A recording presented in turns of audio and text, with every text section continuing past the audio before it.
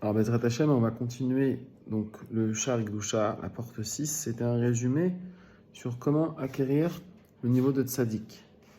Donc, on avait dit que vous devez être aussi prudent que possible pour les traits de caractère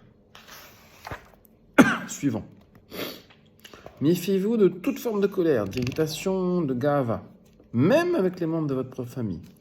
Si un homme est insolent avec vous, ne lui répondez pas. Soyez de ceux qui sont insultés, mais qui n'insultent pas. C'est pourquoi il est écrit « Mais ceux qui l'aiment seront comme le soleil quand il se lève dans sa force. » Et « Achaver al midotecha » Oublie et pardonne. À tous ceux qui ont péché contre toi. Et ne ressens pas de douleur, même dans ton cœur, car cela est bon pour toi, puisque celui qui contrôle les erreurs des autres, eux en haut contrôlent tes péchés, mesure pour mesure, comme le dit le Talmud dans Rosh Hashanah. Et si vous aviez un œil intelligent, vous chercheriez les personnes qui vous troublent, car c'est comme chercher la vie.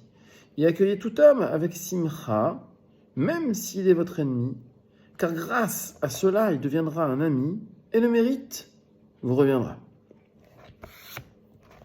Et toutes vos paroles doivent être calmes et à voix basse, afin de ne pas atteindre la limite de la colère, et enlever le chagrin et l'inquiétude de votre cœur. Ainsi, vous enlèverez le mal de votre chair. Car c'est un piège pour enlever le roi HaKodesh de vous. Fuyez la rabbanout qui raccourcit les années de l'homme. Et éloignez-vous des paroles vaines et des mensonges, de la flatterie, de la frivolité et du lashon hara, car ce sont des groupes qui ne reçoivent pas la présence divine dans le monde à venir. Et tenez-vous fermement à l'humilité qui mène au roi HaKodesh. Être comme le pas de la porte que tout le monde foule, pour les personnes grandes ou petites, et bouchez vos oreilles pour qu'elles n'entendent pas la calomnie et le lashon hara. Soyez comme un muet qui n'ouvre pas la bouche, sauf pour la Torah et les mitzvot. Et pour les affaires nécessaires. Et recevez chaque personne avec un visage agréable et une conversation plaisante. Et ne vantez pas vos bonnes actions aux autres, car vous perdrez votre récompense. De plus, vous recevrez un châtiment pour cela. Il y a d'autres choses que j'ai écrites dans la porte 5, et pour des raisons de brièveté, je ne répéterai pas ici. Donc vous voyez que ça, c'est vraiment peut-être quelque chose qu'il faudrait lire tous les matins.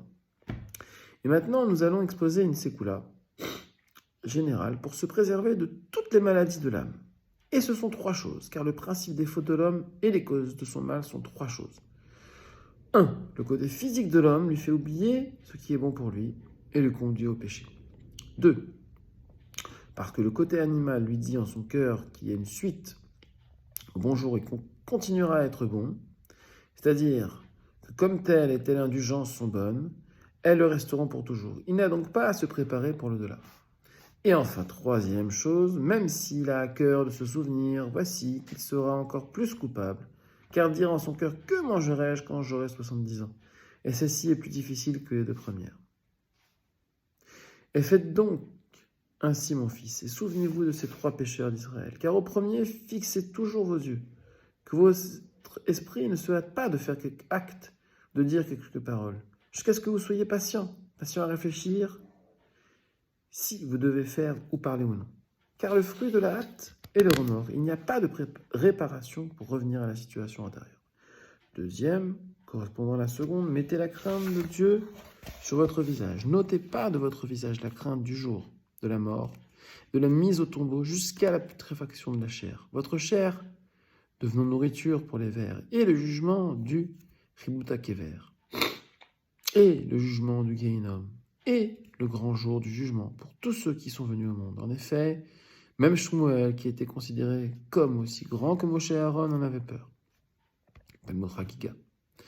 Correspondant au 3e, il doit acquérir la caractéristique du bitachon, confiance en Dieu, en vérité, car ses yeux sont sur toutes les voies de l'homme pour donner, selon ses voies, ce qu'il mérite. Et les actions de l'homme, et aussi ses stratégies, n'augmente pas ou ne diminue en aucun cas l'argent qu'il gagne. Ce dernier point nécessite beaucoup d'informations et de bases pour que les débutants puissent bien comprendre. car la course n'est pas pour ceux qui sont rapides. Il doit rejeter ses besoins sur lui, sur Hachem, comme on l'a dit.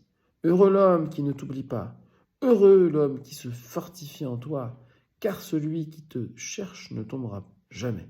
Celui qui se confie en toi ne sera jamais confus.